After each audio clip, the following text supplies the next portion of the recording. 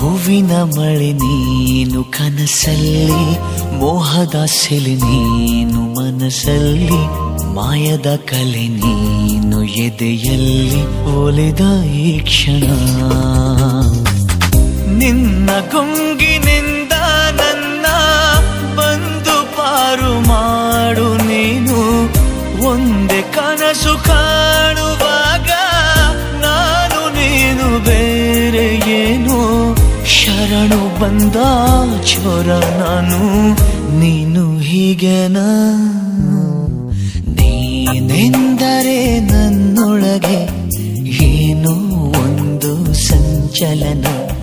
ನಾ ಬರೆಯದ ಕವಿತೆಗಳ ನೀನೇ ಒಂದು ಸಂಕಲನ. ಓ ಜೀವವೇ ಹೇಳಿಬಿಡು, ನಿನಗೂ ಕೂಡ